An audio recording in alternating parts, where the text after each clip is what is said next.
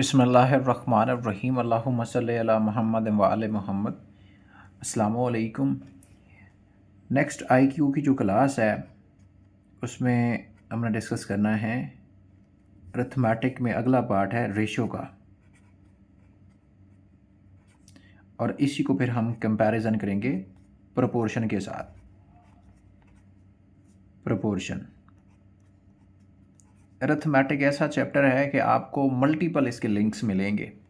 ये केबल की तरह है, ठीक है ना। आपको पता ना कि केबल का कोई कोई मतलब इसका स्पेसिफिक कनेक्शन नहीं होता। जिस डायरेक्शन में देखो, इर्रेलेवेंट, इलीगल, इनडेफिनेट। तो अरिथमेटिक का भी यही सीन है कि आपको हर चैप्टर में अरिथमेटिक नज़र आएगा, ठीक है। तो रेशो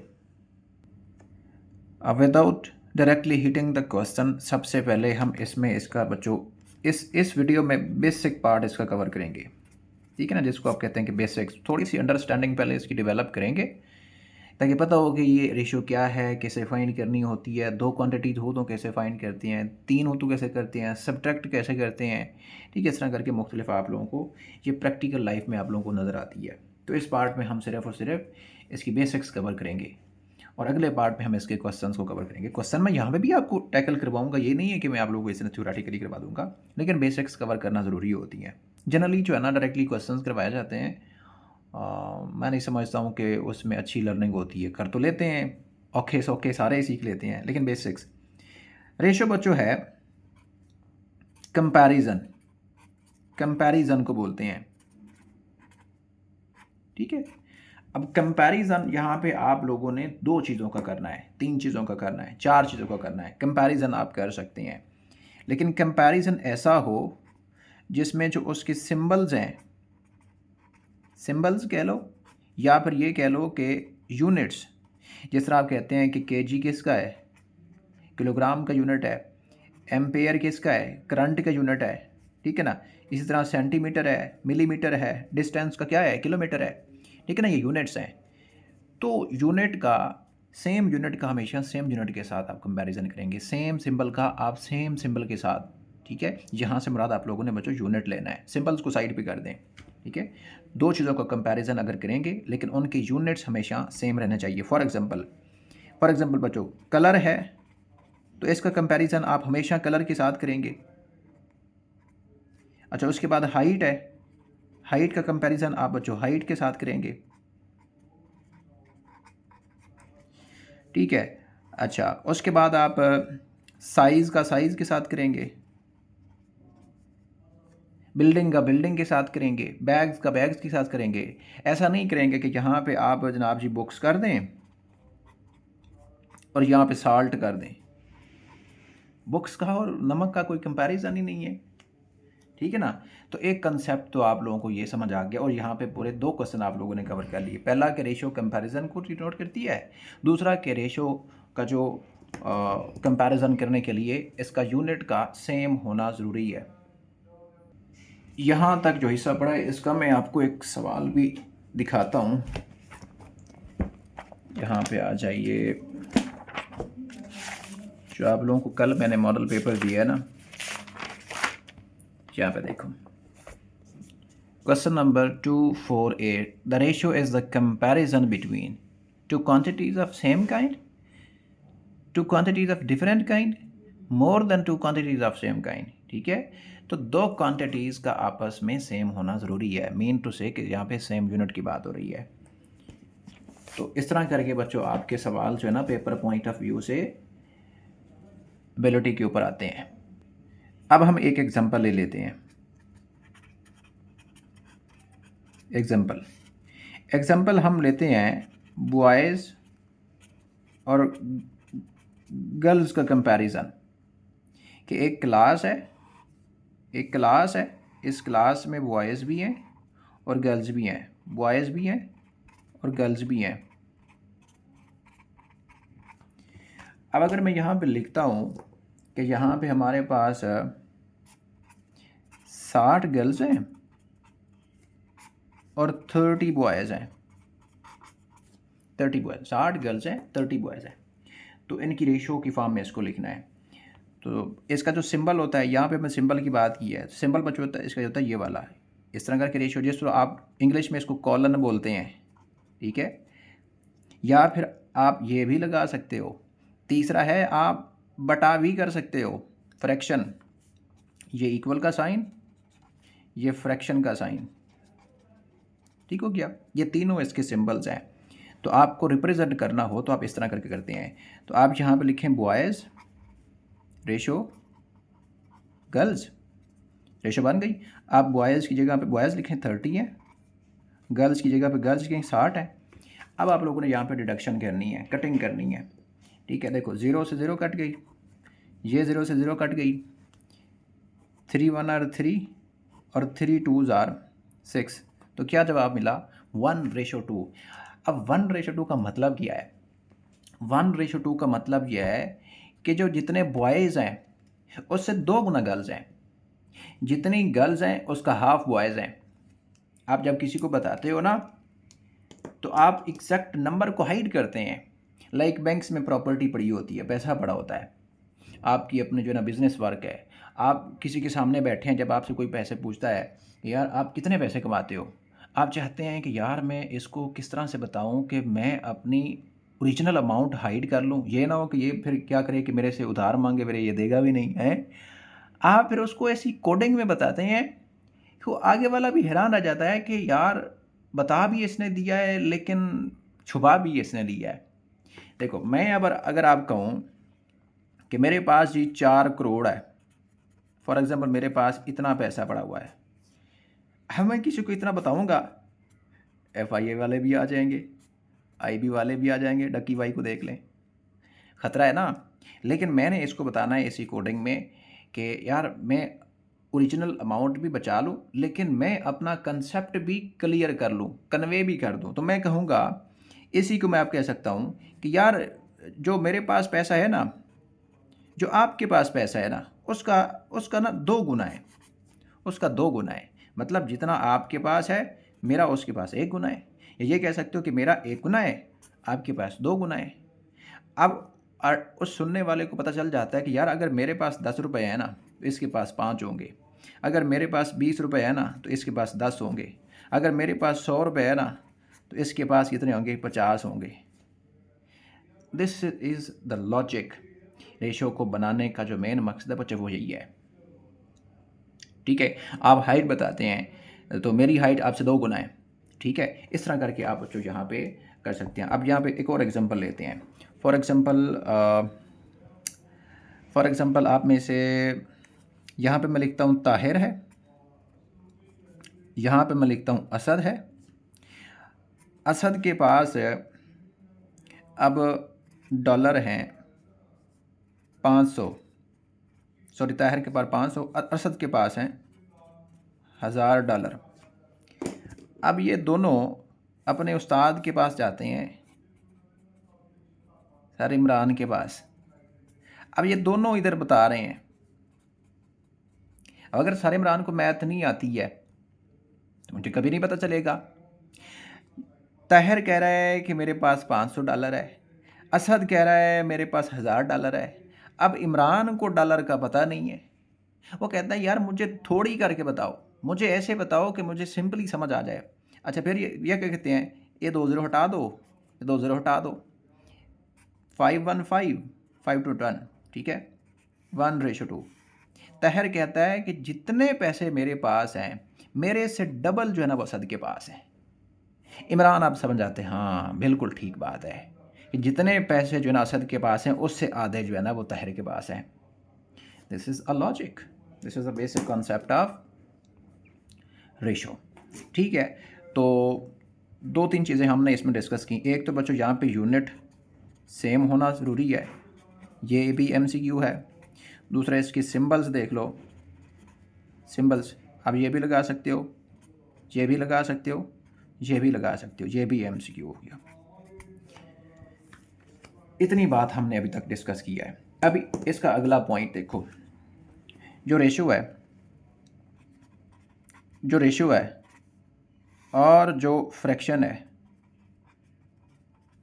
इन दोनों में कोई फ़र्क नहीं है, कोई फ़र्क नहीं है। ये दोनों क्या हैं? सिमिलर है, सिमिलर है। कैसे? अब फ्रैक्शन क्या होती है, जिसको पी बाई क्यू की शक्ल में लिखते हैं। ये किताबों की डेफिनेशन है, ठीक है ना। किताब में लिखा हुआ है कि ऐसा जो है ना वो डाटा जो आप पी बाई क्यू की शक्ल में लिखते हैं। पी बाई क्यू की शक्ल का मतलब क्या है, ठीक है, बटे में लिखते हैं, ठीक है जी, बटे में लिखते हैं। अब देखो, ये हमने कहा कि असद के पास $500 है और ताहिर के पास 500 और असद के पास है $1000। अब मैं इसको कह सकता हूँ 500 इज इक्वल टू 1000, ये भी ठीक है। अब मैं और कर सकता हूँ, इसको ख़त्म करना है, 500 बटा 1000 कर सकते हैं। इधर लिखता हूँ ताहिर बटा असद। पार्ट बाई होल का कंसेप्ट मैंने आप लोगों को पढ़ाया था, ये पार्ट बाई होल इधर आ गया, ठीक है। पार्ट और होल, हमेशा जो होल है जिससे कंपैरिजन करना है, जिससे बच्चों कंपैरिजन करना है, जिससे कंपैरिजन करना है, उसको हमेशा आप लोगों ने नीचे वाली साइड पे लिखना है, ठीक है। न्यूमरेटर डिनोमिनेटर के पीछे कंसेप्ट पढ़ा था ना हमने, उसको हमेशा आप लोगों ने बटे के नीचे ही लिखना है, डिवाइडेड बाई करके लिखना है। ऊपर जिस बंदे की अमाउंट कंपेयर हो रही है, किसकी कंपेयर हो रही है, ताहिर की, ऊपर आप उसको लिखेंगे। ऊपर सब्सटेंस है, कलर है, साइज़ है, बिल्डिंग है, कुछ भी है, ऊपर वो आप लिखेंगे, ठीक है। ये हो क्या, आप इसको कट कर लें, 0 से 0 कट जाएंगी, 5 1 और 5, 5 टू द 10, 1/2। अब इसको खोल के लिखते हैं 1:2, ठीक है। तो ये इसका मतलब हो गया कि ताहिर के पास 0.5 बनेगा इमरान के पास, एक में से, ठीक है। तो ये हमने एक एग्जांपल ये देखी। आगे आ जाओ ज़रा,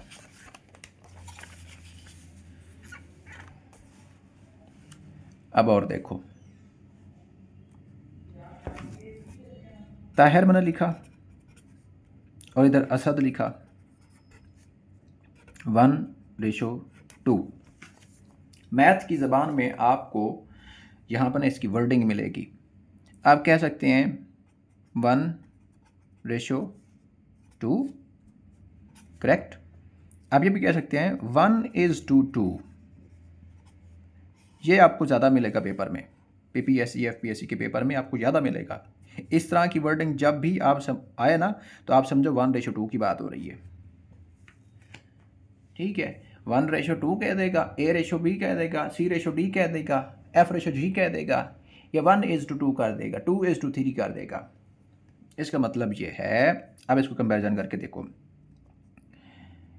जो रकम ताहिर के पास है वो असद के मुकाबले में हाफ या आधी है, आधी है। अब पता चल जाएगा, जितनी असद की उसकी आधी हो जाएगी। आगे दूर करना है, असद के पास जो रकम है वो ताहिर के मुकाबले में 2 गुना है, फ़ौरन पता चल जाएगा, ठीक है बच्चों। ये इसका एक बेसिक कंसेप्ट हो गया। एक और एग्जांपल लेता हूँ, एग्जांपल नंबर 2, ठीक है। ये एग्जांपल्स बेसिकली जिस तरह से मैं आप लोगों को बता रहा हूँ, ये आपकी सारी आगे चल के पेपर्स पे इम्प्लीमेंट होंगी, जैसा आप लोगों ने इनको नोट कर लेना। अब एग्जांपल ये है, मैं कहता हूँ अकरम is 16 years old and Aslam is 12 years old. Find simplified ratio in lowest term. ये बच्चों सवाल है। अकरम की एज 16 साल है और असलम की एज जो है वो 12 साल है। इन दोनों की रेशो फाइंड करनी है लोवेस्ट टर्म में। देखो, यहाँ पे हो गया अकरम, यहाँ पे हो गया असलम। अकरम की जो एज है वो 16 साल, असलम की जो एज है वो 12 साल। सिंप्लीफाई करना है, 4 का टेबल 3 टाइम और 4 का टेबल 4 टाइम, ठीक है। 4:3 जो है ना इसका बच्चों, ये है simplified ratio in lowest lowest term का मतलब है कि जिसके बाद आप इसको कट नहीं कर सकते, उसके बाद आप इसका टेबल काउंट ही नहीं कर सकते। आगे देखो 3 जो है ना वो ऑड है, 4 इवन है, कोई टेबल इस पे जाता नहीं है, ना 1 का, ना 2 का, ना 3 का, ना 4 का, लिहाजा फर्दर इसको डिडक्ट नहीं कर सकते। ठीक हो गया। देखो ये तो पीछे वाली भी इस तरह एग्जाम्पल पड़ी है। अब इसको मैं थोड़ा सा मोल्ड करने लगा हूँ। अकरम as is 36 years. Find the age of Aslam according to Akram's age, according to given data. अच्छा, इसको आप लोगों ने एज प्रॉब्लम नहीं कंसीडर करना। ये बच्चों रेशो का सवाल है, जस्ट मैं एक एग्जांपल लिया है आप लोगों को समझाने के लिए। तो यहाँ पे बच्चों अकरम की एज, यहाँ पे बच्चों असलम की एज, यही एग्जांपल मैंने आगे बढ़ाई है, इसी का दूसरा पार्ट है। ये स्टेप नंबर मैं इसको 1 कर देता हूँ और इसको स्टेप 2 कर देता हूँ, ताकि आपको आइडिया रहे कि ये पहले वाली एग्जांपल का ही सेकंड पार्ट है। तो पहले वाली एग्जांपल में हमने क्या देखा कि अकरम की एज थी 16, असलम की एज थी 12। अब अकरम की एज जो है ना वो कुछ सालों बाद क्या हो गई, बढ़ के 36। तो असलम की एज क्या होगी, ये सवाल है। अब देखो यहाँ से वो प्रोपोर्शन का स्टाइल बन गया, जिसको आप डायरेक्ट प्रोपोर्शन और इन्वर्स प्रोपोर्शन भी बोलते हैं। तो ये बच्चों अब इसको किस तरह से फाइंड करेंगे, इसका कोई फार्मूला नहीं है, ये लॉजिक का बड़ा आसान सा। देखो 16 से ये 36 हुआ, इसका मतलब है कोई नंबर यहाँ पे ऐसा था जो ऐड हुआ है, जो कि यहाँ पे भी ऐड होना है। वो नंबर कौन सा, अगर वो नंबर फाइंड कर लिया तो इसका मतलब है कि हमें वो कॉन्सेप्ट मिल जाएगा। तो यहाँ पे इसकी सिंपलीफाइड रेशियो क्या थी, 4। यहाँ पे इसकी क्या थी, 3। इसका मतलब है 4 का टेबल अगर 9 टाइम करें तो कितना बनता है, 36। इसका मतलब है 9 एक ऐसा नंबर है जो कि यहाँ पे भी हिडन था और यहाँ पे भी हिडन है। अगर 9 को इधर भी मल्टीप्लाई कर दें, इसका मतलब है कि हमारे पास असलम की एज भी मिल जाएगी, 36 साल और 27 साल। यहाँ पे देखो कितना डिफरेंस है, 4 का। यहाँ पे थोड़ा सा क्योंकि एज बढ़ गई तो डिफरेंस बढ़ जाएगा ना, डिफरेंस बढ़ता चला जाएगा, 36 और 27। ठीक है। तो इस तरह करके बच्चों आप लोगों को ऐसे सवाल आते हैं जो कि इस तरह आप लोगों को करना पड़ता है कि यार अगर ये एज थी, ये इतनी हो गई है, तो ऐसा कौन सा नंबर है जो इसके ऊपर सिंपली डिवाइड होता है। फिर उस नंबर को आप देखते हैं कि जितनी एज बड़ी है, अगर उसके साथ में मल्टीप्लाई करूं या डिवाइड करूं या प्लस करूं या माइनस करूं, तो कौन सा नंबर है जो इधर भी नंबर आएगा तो वो इधर भी होगा, फिर दोनों तरफ करेंगे। मैं एक स्टेप और आगे बढ़ रहा हूँ। रेशो,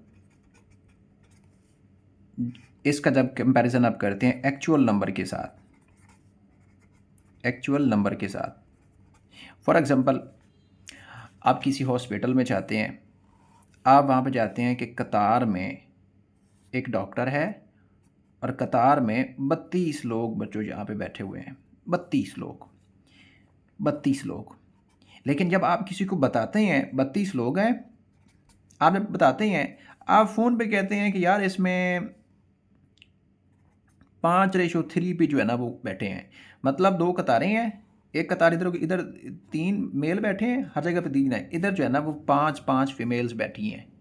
ठीक है। तो आप बताते हैं कि 5:3 की फॉर्म में जो है ना वो मेल और फीमेल है। ये हो गया फीमेल और ये हो गया मेल, मेल और फीमेल की रेशो आपने ये बता दी।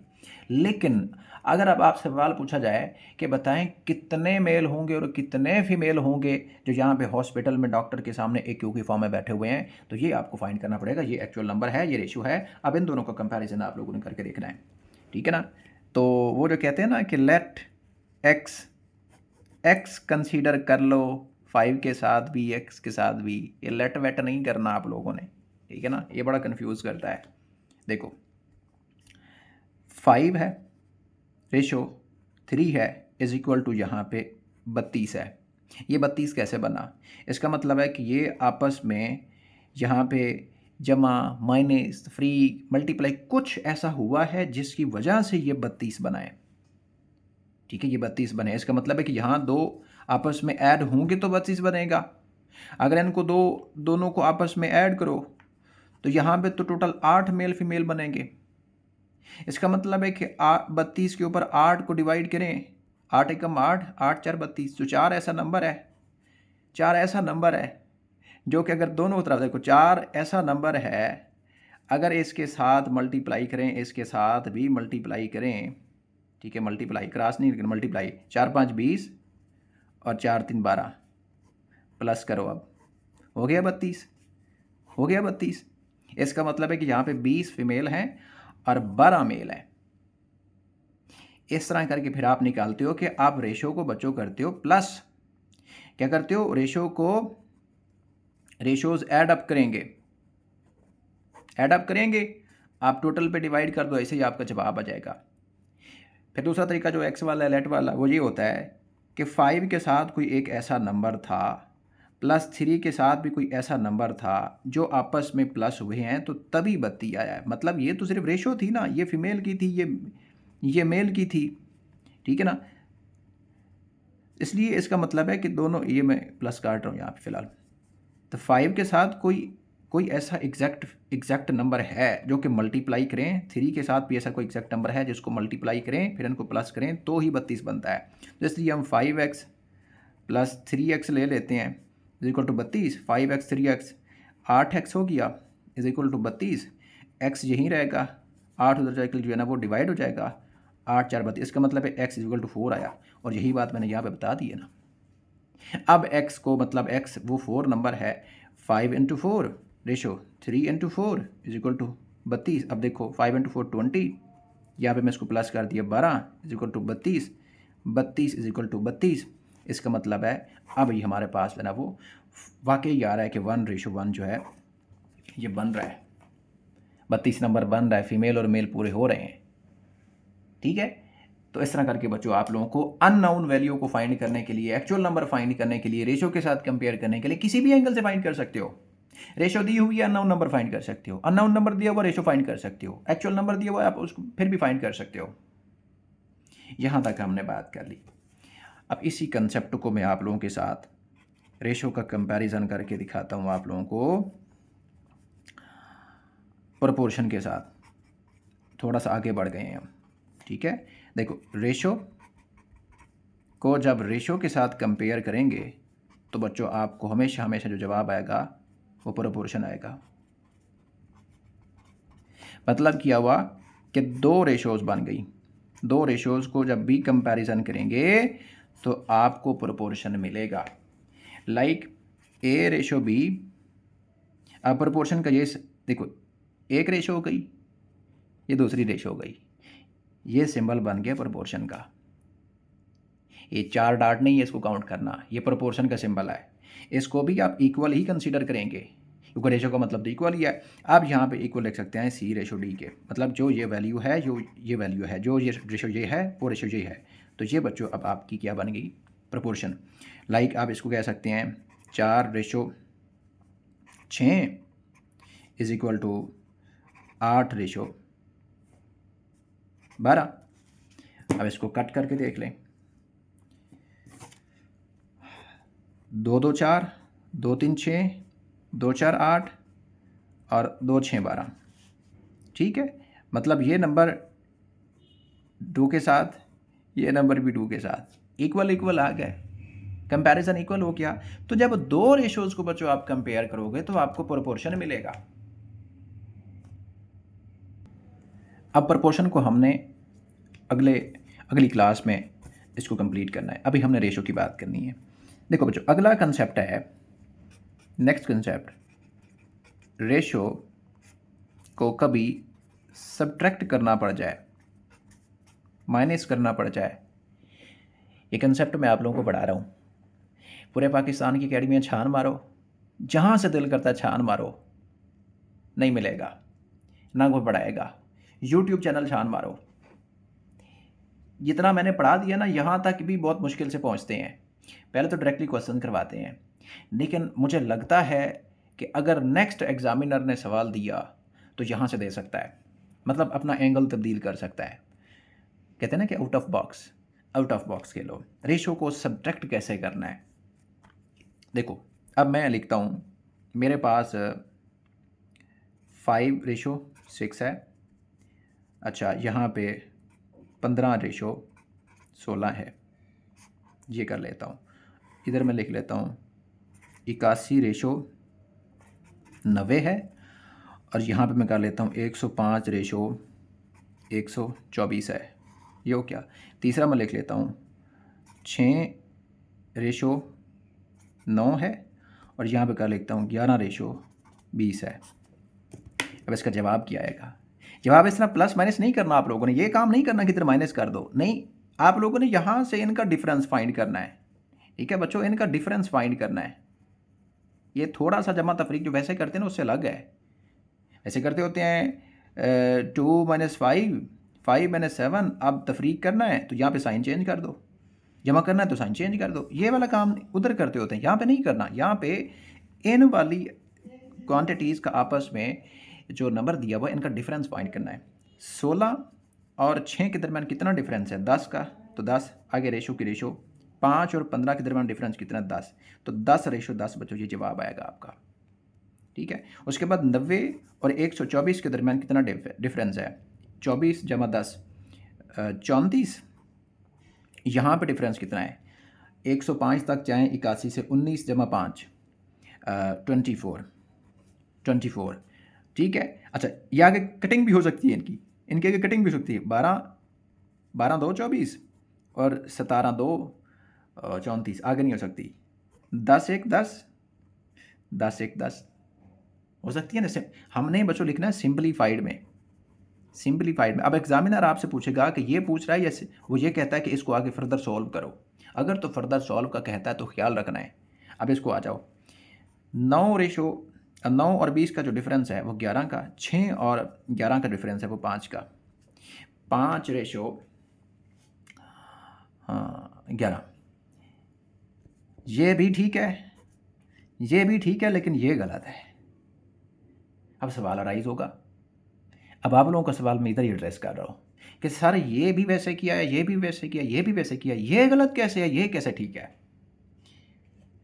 तो एक बात आप लोग हमेशा याद रखें, एक लिख लें कि बच्चों हमेशा ये करना है कि यहाँ ये दो नंबर है ना, 5 6 और उसके बाद 15 16, ठीक है, इनका दरमियान वाला डिफरेंस जो है, ये डिफरेंस जो है हमेशा के लिए ऑलवेज मस्ट बी सेम, ये सेम होना चाहिए। कैसे, 5 और 6 के दरमियान कितना डिफरेंस है, 1 का। 15 और 16 के दरमियान है 1 का, दोनों का डिफरेंस सेम है। अब आप सब्ट्रैक्ट करो तो जवाब जो आएगा वो ठीक होगा। 81 और 90 के दरमियान डिफरेंस कितना है, 9 का। 105 और 124 के दरमियान डिफरेंस कितना है, अब ये गलत है, ये गलत है। ठीक है, ये गलत है। इसका डिफरेंस जो है ना वो बन रहा है 19 का, ये भी गलत है। अच्छा, उसके बाद आगे वाला देखो, 6 और 9 के दरमियान डिफरेंस है 3 का। 11 और 20 के दरमियान डिफरेंस है 9 का, ये भी गलत है। सिर्फ ये वाली ठीक है। तो बच्चों यहाँ पे इसको कहते हैं इंटरनल डिफरेंस। ठीक है, internal difference must be same, हमेशा के लिए सेम होना चाहिए। अगर सेम ना हुआ फिर आप इसको सेम कर सकते हो। अगला स्टेप है कि इसको सेम कर सकते हो। लाइक इसी को लेके आ जाओ, 81:90, ये एक बड़ी टर्म है, हम छोटी टर्म ले लेते हैं। 2:3 है और 5:9 है, ये हम कर लेते हैं। अब देखो यहाँ पे इंटरनल डिफरेंस कितने का है, यहाँ पे इंटरनल डिफरेंस बच्चों है 1 का। ठीक है, और यहाँ पे इंटरनल डिफरेंस कितने का है, यहाँ पे इंटरनल डिफरेंस बच्चों है 4 का। दोनों सेम नहीं है। अब इंटरनल डिफरेंस सेम करने के लिए ऊपर वाले को 4 के बराबर करना पड़ेगा। ऊपर वाले का जो डिफरेंस है, जो फ़र्क है, वो नीचे वाले के फ़र्क के बराबर करना पड़ेगा। इसका मतलब है कि अगर हम 4 को यहाँ से मल्टीप्लाई कर दें तो हमारे पास डिफरेंस सेम हो जाएगा। तो ये जो 4 है वो इधर भी मल्टीप्लाई होगा, वो इधर भी मल्टीप्लाई होगा। ठीक है, इसका मतलब है कि 2 के साथ 4 मल्टीप्लाई करेंगे, आगे रेशो बनेगी। 3 के साथ फिर 4 मल्टीप्लाई करेंगे, फिर रेशो बनेगी, और उसके बाद 5:9। आप देखो इधर लिख लेते हैं 8:12 यहाँ पे 5:9। क्या अब इंटरनल डिफरेंस सेम है? 4 और 12 के दरमियान 4 का, 8 और 12 के दरमियान, अच्छा 5 और 9 के दरमियान 4 का। अब इंटरनल डिफरेंस सेम है, अब इसको सब्ट्रैक्ट कर सकते हो। 2 और 9 के दरमियान 7 रेशो, और 5 और 8 के दरमियान 3:7 इसका जवाब आ जाएगा। ये कंसेप्ट नया है, ठीक है, ये आप लोगों को किताबों में नहीं मिलेगा, ये मैंने आप लोगों को बता दिया है। ये कंसेप्ट भी आपने सीख लिया कि इसको सब्ट्रैक्ट कैसे कर सकते हो। अब एक बेसिक स्टेप में मैं और आगे बढ़ रहा हूँ। स्टार्ट में करता हूँ एग्जांपल से। ये सारी जो एग्जांपल्स बच्चों मैं आप लोगों को समझा रहा हूँ ना, आपको जो मैंने नोट्स दिए हुए हैं उसमें सारे कंसेप्ट अवेलेबल हैं, ठीक है। अच्छा, फॉर एग्जांपल मैंने यहाँ पे बना दिया इमरान बना दिया। अब मेरे पास हैं 500 रुपीज़, ठीक है, 500 रुपीज़। मैं कहता हूँ मेरे 2 बच्चे हैं, और एक का नाम रख देता हूँ इकबाल, और दूसरे का रख देता हूँ कैद, ठीक है, जैसे एग्जांपल है। तो अब मैं कहता हूँ कि इन 500 में से इकबाल के पास जो है ना वो 2 है, 2 रेशो है, और कैद के पास बच्चों जो है ना वो 5 रेशो है। 2:5 में ये जो मेरे पास जो अमाउंट है ये इकबाल और कैद के पास है। मतलब मैं ये नहीं कह रहा हूँ कि इकबाल के पास इतने पैसे हैं, 150 200, नहीं, मैं ये कह रहा हूँ कि 500 में 2 गुना जो है ना वो इकबाल के पास हैं, और 5 गुना जो है ना वो कैद के पास हैं। तो अगला सवाल बनता है कि अब एग्जामिनर आपसे पूछेगा कि बताएं इकबाल के पास कितने पैसे हैं, इकबाल के पास कितनी अमाउंट है, और कैद के पास कितनी अमाउंट है, ठीक है ना। और इस तरह के कंसेप्ट बच्चों आपको प्रॉपर्टी के ऊपर लग के मिलेंगे, आपको शेयर के ऊपर मिलेंगे कि 2 बंदे बिजनेस में काम करते हैं, इतना वो इन्वेस्ट करते हैं, इस रेशो के हिसाब से फिर उनको प्रॉफिट होता है। तो बताएं उनका शेयर एक का कितना होगा, दूसरे का कितना होगा। मंथ की डिस्ट्रीब्यूशन के ऊपर आ सकता है, इस तरह करके आप लोग सेल के ऊपर आ सकता है, प्रॉफिट लॉस के ऊपर बन के आ सकता है, ज्योमेट्री के ऊपर बन के आ सकता है। तो वही पिछला कंसेप्ट, सेम कंसेप्ट कि 5:3 की फॉर्म में मेल फीमेल और मेल थे, टोटल लोग 32 थे, तो हमने यहाँ पे बनाया, अब इधर भी बना लो, ठीक है। तो आप यहाँ पे कह सकते हो कि 2:5 की फॉर्म में यहाँ पे 500 रुपये हैं, तो इन दो की आपस में टोटल वैल्यू कितनी बनती है, 7 अब यहाँ पे 500 के ऊपर 7 को डिवाइड करना, तो यहाँ पे एक देखो 7 को इधर भी डिवाइड कर दो, तो 7 को इधर भी डिवाइड कर दो, देखो ना यहाँ पे हमारे पास एक बचेगा, इसका मतलब है हमारे पास एक की रेशो आएगी 7 1 7 7। अच्छा, फिर 1 बचा, 7 1, और फिर 3 बचे 7 3, तो 71.3 रुपये बचेंगे, जिसमें एक हिस्सा बनेगा, जिसमें सिर्फ एक हिस्सा बनेगा। टोटल हिस्से बच्चों यहाँ पे कितने हैं, 7। तो हमने निकालना है यहाँ पे इकबाल के पास कितने हैं, 2 हिस्से, कैद के पास कितने हैं, 5 हिस्से। हमारे पास निकला एक हिस्से की वैल्यू, अगर 2 हिस्से की निकालनी है 71.3 को 2 से मल्टीप्लाई कर दें तो ये इकबाल के पास रकम है। 71.3 मल्टीप्लाई 2 करेंगे तो इसका मतलब है 142.6 रुपीज़ जो है ना ये इकबाल के पास है, और बाकी सारे के सारे पैसे किसके पास हैं, कैद के पास है। ये पॉइंट में आ गई है। हम कुछ सादी सी एग्जांपल लेते हैं। अच्छा, अब मैं कहता हूँ मेरे पास क्या नाम है, सिकंदर के पास 100 बुक्स हैं, 100 बुक्स हैं। अब ये डिस्ट्रीब्यूट कर रहा है स्टूडेंट्स में। स्टूडेंट कितने हैं, 3, इसके पास 2, इसके पास 2, इसके पास 2, मतलब ये आपस में 1:2 की फॉर्म में ये सिकंदर डिस्ट्रीब्यूट कर रहा है। ये बच्चों चिंटू है, ये पिंटू है, और ये जॉन है, ठीक हो गया। तो सबसे पहले चिंटू, फिर पिंटू, फिर जॉन। चिंटू के पास कितनी रेशियो है, 2, पिंटू के पास क्या है 1, और जॉन के पास होगी 2 = 100।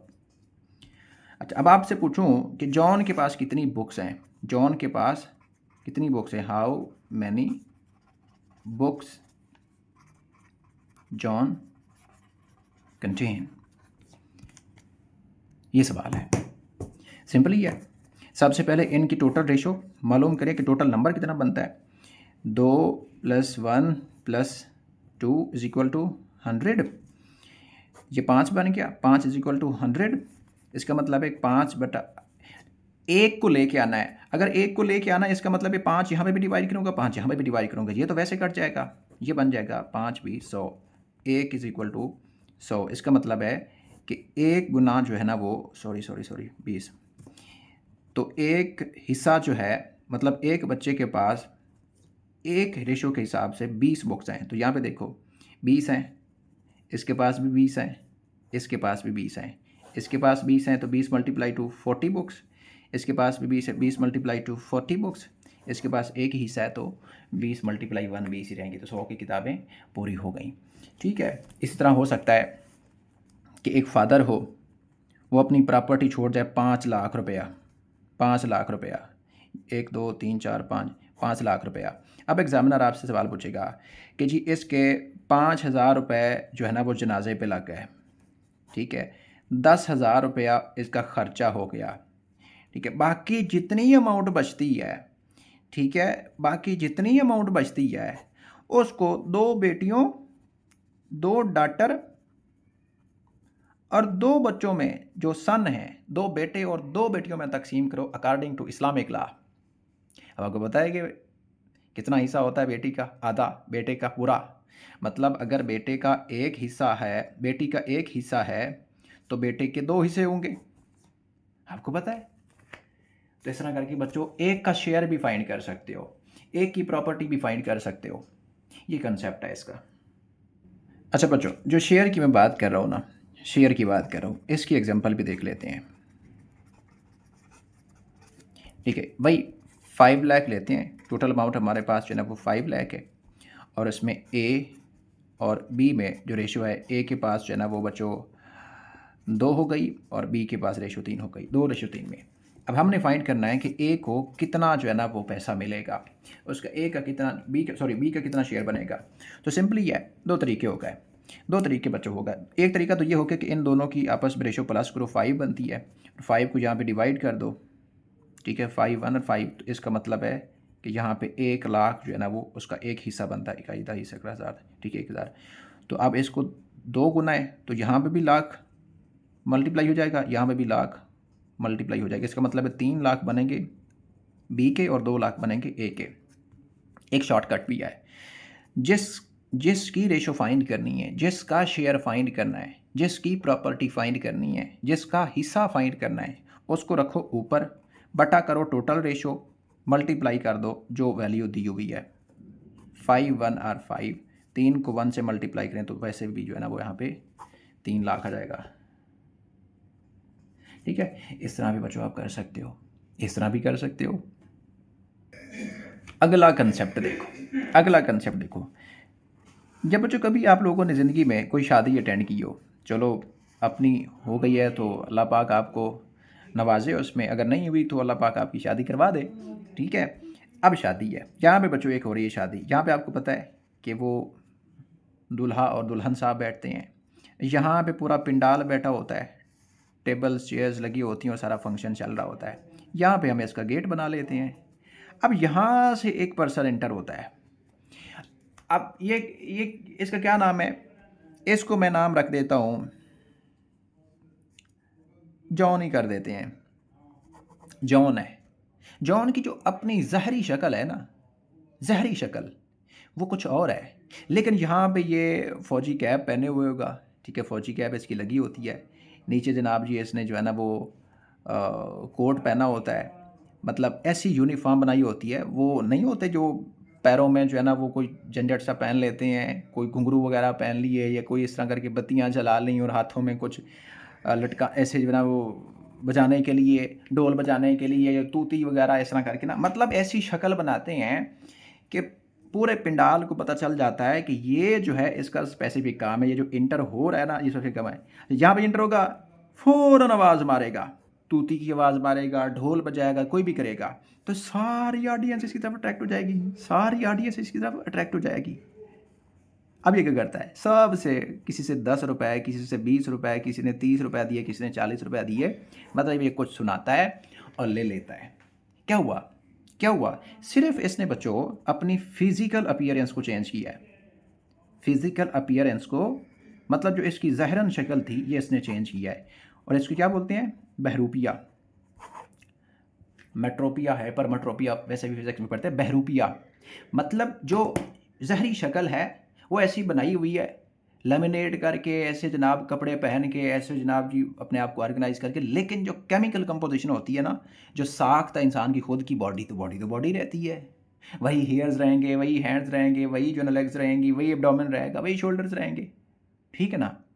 ओरिजिनलिटी जो है ना वो चेंज नहीं होती है, फिजिकल अपीयरेंस चेंज होती है। तो नेक्स्ट कंसेप्ट भी जो बच्चों हमारे पास रेशो का है वो यही है। देखो अब देखो मैं लिखता हूँ A/B है इज इक्वल टू 4/6, B/C है, मैं लिख देता हूँ 12/14, उसके बाद CA/B/C, ये फाइंड करना है, ये फाइंड करना है। अब यहाँ पे देखो बहरूपिया दो दफ़ा आया हुआ है ना, इसकी वैल्यू ये वाली है, ए की वैल्यू पहले वाली है और बी की वैल्यू ये वाली, बी की वैल्यू ये वाली है और सी की वैल्यू ये वाली है, और हमने फाइंड करना है A/B/C, ठीक है ना। अगर इसको लिखोगे तो आपसे फाइंड नहीं हो सकती, जनरली आपसे फाइंड नहीं हो सकती। दो टेक्निक्स है इसकी दो टेक्निक्स हैं बच्चों, इसकी दो टेक्निक्स हैं। हम मल्टीपल तरीक़ों से करेंगे इसको। पहली टेक्निक ये है कि आपको इस बी को इसकी वैल्यू को सेम करना होगा, इसकी वैल्यू को सेम करना होगा। यहाँ पे अगर 12 है, यहाँ पे अगर 12 करना है, इसका मतलब है 6 को 2 से मल्टीप्लाई करें तो फिर इधर भी 2 से मल्टीप्लाई करेंगे, फिर ये हो जाएगा। बस बैठे बैठे कर लेने हैं। A/B यहाँ पे 4/2/6 × 2, B/C यहाँ पे जो है ना बच्चों बन गया 12/14, और अब हम A/B/C फाइंड कर सकते हैं। हमें पता चल गया कि A/B हो गया 8/12 और B/C हो गया 12/14। अब ये A की वैल्यू है, ये B की वैल्यू है, ये C की वैल्यू है। A 8/B 12 और C 14, ये जवाब आएगा। फिर ये जवाब आएगा। अब इसी को मैं एक और तरीके से लिख रहा हूँ, लाइक मेरे पास यहाँ पे A/B था 4/6, B/C था 12/14। अब फाइंड करना है A/B/C को फाइंड करना है। देखो n होता है ना, n को इस तरह से लिखते हैं, तो आप लोगों ने क्या करना है, इस तरह करके डिवाइड करना है, मल्टीप्लाई करना है, ऐसे फिर ऐसे फिर ऐसे, ठीक है। पहले ही मल्टीप्लाई करेंगे इस डायरेक्शन में, फिर जाएंगे इस डायरेक्शन में, फिर जाएंगे इस डायरेक्शन में। क्या मतलब है इस बात का, मतलब ये बात का है कि पहले इसको इसके साथ मल्टीप्लाई करो, फिर इसको इसके साथ मल्टीप्लाई करो, फिर इसको इसके साथ मल्टीप्लाई करो। तो अब जवाब देखते हैं। 4 को जब 12 से मल्टीप्लाई किया तो 36, उसके बाद रेशो लगाई। 12 को जब 6 से मल्टीप्लाई किया, 12×6 72। अच्छा, 6 को जब 14 से मल्टीप्लाई किया, 14×6 84। अब देखो सिंप्लीफाई होता है,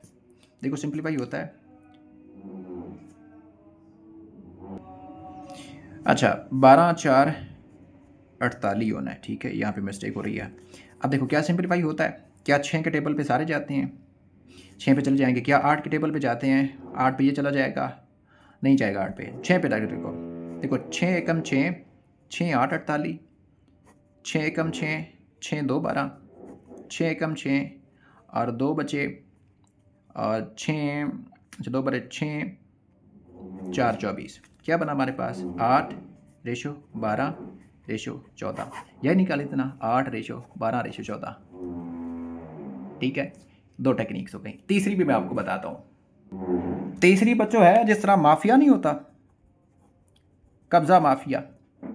आप देखें कि मतलब एक घर है और इसके सामने ये पूरा प्लाट जो है ना वो खाली पड़ा हुआ है, पूरा प्लाट खाली पड़ा हुआ है, इसको कौन कब्जा करेगा? यहाँ पे कुछ भी नहीं, कब्जा करने वाले क्या है, ये घर वाले कर लेंगे। यहाँ पे दरख्त लगा देंगे, यहाँ पे कोई क्रॉप्स कर देंगे, कुछ भी कर देंगे। मतलब इधर है तो इधर कब्जा कर लेंगे, मतलब लेफ्ट राइट को देख के ये कब्जा रहे हैं कि इधर कब्जा करना है, इधर कब्जा करना है, इधर करना है, इधर करना है। तो यहाँ पे जो अगला कंसेप्ट है, आप लेफ्ट राइट देख के भी इसको जो है ना वो फिल कर सकते हो। ये वही रेशो आ गई। आप इसको कैसे सॉल्व करोगे? ए रेशो बी रेशो सी की फॉर्म में इसको बनाना है। देखो ए की वैल्यू क्या है यहाँ पे 4 हो गई, रेशो आएगा। आगे बी की वैल्यू क्या है 6 हो गई। उसके बाद फिर बी की वैल्यू क्या है, इसके नीचे लिखनी 12 हो गई। आगे सी की वैल्यू क्या है यहाँ पे 14 हो गई। यहाँ पे लगा लो। अब देखो लेफ्ट राइट कि सी को कौन कब्जाएगा, बी। ए को कौन कब्जाएगा, बी। ऊपर वाला नहीं, ऊपर से कोई नहीं आएगा, साथ वाला लेफ्ट राइट। तो यहाँ पे 12 आ जाएगा, यहाँ पे 6 आ जाएगा। अब इनको आपस में मल्टीप्लाई करो। 12 4 48 रेशो 12 6 72 रेशो 14 6 84। कट कर लो। 6 का टेबल जाएगा 8 बार, 6 का टेबल जाएगा 12 बार, 6 का टेबल जाएगा 14 बार। 8 ratio 12 ratio 14। Hence proved that कि तीनों मेथड बच्चों सेम है। अब आप में से जिसकी मर्ज़ी है कि जो मेथड आपको पसंद आता है, ठीक है। तो यहाँ पे कुछ बेसिक्स हमने डिस्कस किए हैं रेशो की, वो मैंने आप लोगों को बता दी। तो कुछ क्वेश्चंस मैं आप लोगों को भेजूंगा, ऑलरेडी एक वीडियो मेरे पास पड़ी हुई है एक दो, वो आप लोगों ने प्रैक्टिस कर लेनी है। तो वहाँ से आपके क्वेश्चंस कवर हो जाएंगे। तो अगले पार्ट में हम इससे आगे मूव करेंगे, ठीक है। प्रपोर्शन की तरफ जाएंगे और इस तरह करके आपका कोर्स चलेगा। नोट्स मैंने दिए हुए हैं, अब चैप्टर आप पूरा कर सकते हैं, पूरा का पूरा सॉल्व कर सकते हैं। वैसे भी सॉल्व्ड है, कोई चीज़ समझ नहीं भी आती तो आप वहाँ से देख भी सकते हैं। सो वीडियो लंबी ना हो, फिर देखी नहीं जाती है, फिर अपलोड भी नहीं होती है। सो अभी आप लोग चेक करेंगे। अस्सलाम वालेकुम। अच्छा, एक बात मैंने आप लोग को करनी है, जो टेस्ट नंबर 3 है, टेस्ट नंबर 3 है वो सबको लगा दिया कि मंडे से आज तक, ठीक है, आज तक जितना काम हो गया है, चाहे क्लासेस अभी हैं चाहे मॉडल पेपर, आज वाले मॉडल पेपर भी शेयर हो जाएगा, इसके बाद वो शेयर हो जाएगा। और साथ ही जो ज्योग्राफी की एक फ़ाइल मैंने आप लोगों को शेयर की है नोट्स की, वो भी, ये टेस्ट आपका कल होना है 9 बजे, ठीक है, 9 बजे ये काम करना है। और दूसरा, ये क्लासेस जो है ना आप लोगों ने ईमानदारी से लेनी है। भले जो कुछ भी कर लें, ईमानदारी से काम करोगे तो आपको अल्लाह पाक ज़रूर कामयाब करेगा। बेईमानी जो करेगा ना उसको कभी कामयाबी नहीं मिलने वाली है। डेटा पायरेसी होती है, मैंने इस वजह से आप लोगों को ये दिया है। And I believe and I hope कि मुझे इसमें किसी किस्म की कोई प्रॉब्लम नहीं होगी। देखो बच्चों, ये क्लासेस जो है ना आपको मैंने दी हुई हैं यूट्यूब पे मैंने प्रीवियस एक कोर्स पढ़ाया, तो बच्चे जब थर्ड पार्टी को शेयर करते थे तो मुझे एक स्ट्राइक मिल गई, ठीक है। तो स्ट्राइक का बहुत डिसएडवांटेज है, पूरा चैनल जो है ना वो टर्मिनेट हो जाता है। इस चीज़ का ख्याल करना है। मुझे इसमें कहीं भी जाके ऑब्स्ट्रक्शन मिली, जहाँ के हिंड्रेंस मिली, इसमें मुझे इफ़ेक्ट नज़र आया तो मैं इस मोड को चेंज कर दूँगा। अब ये आप लोगों के ऊपर मुनहसर है, ठीक है। ये कन्वीनियंट मोड है। बहुत सारे बच्चे होते हैं जो उनके लिए जो है ना इतनी एक्सेस नहीं होती है यूट्यूब से, वो चीज़ें फिर आसानी से कर लेते हैं। यहाँ पे वीक इंटरनेट भी चल जाता है, आप जो है ना सारी चीज़ें कवर कर सकते हो। लेकिन ये है कि फिर जूम पे जाएंगे क्लास, फिर वहाँ पे स्लाइडें होंगी जो कि आपके लिए एक हेक्टिक बन जाएंगी। आपका दिल ही नहीं करेगा, आपको गुस्सा चढ़ जाएगा, यार हमें क्या पढ़ाया जा रहा है, हम क्या पढ़ रहे हैं। ऐसे चल रहा है मल्टीपल तरीक़ों से। देखो मैंने आप लोगों को जो 5000 लिया है ना, आप लोगों को मैं यहाँ पे 3 चीज़ें प्रोवाइड कर रहा हूँ। एक तो क्लास हो गई, उसकी तकरीबन नोट्स भी आप लोगों को चले जाते हैं, स्लाइड्स भी आप लोगों को चली जाती हैं। दूसरा, आप लोगों को बच्चों टेस्ट हो गए, ठीक है। और तीसरा, यहाँ पे आप लोगों के पास डेटा हो गया और मॉडल पेपर भी हो गए। 5000 में और क्या चाहिए। अब यहाँ पे ऐसे इंस्टीट्यूट भी हैं जहाँ पे 8000 भी लिया जा रहा है, लेकिन उनको कोई 2 साल पुरानी वीडियोस पड़ी हुई हैं वो दे दी जाती हैं और वो फिर बच्चे कवर करते हैं ना। कोई उनके टेस्ट लेता है, टेस्ट भी लेते हैं तो वीकली शेयर कर देते हैं। वो बच्चों से कोई पूछता भी नहीं है। वो 4 दिन का जो है ना, वो बच्चे जितनी भी कोशिश कर लें, कितनी हिम्मत करेंगे यार, लग के कितनी भी मेहनत करेंगे, वो 4 दिन पढ़ेंगे, उसके बाद वो ऐसा ऐसा इतने स्लो पढ़ जाएंगे, फिर उनका दिल ही नहीं करेगा इन वीडियोज़ को देखने का।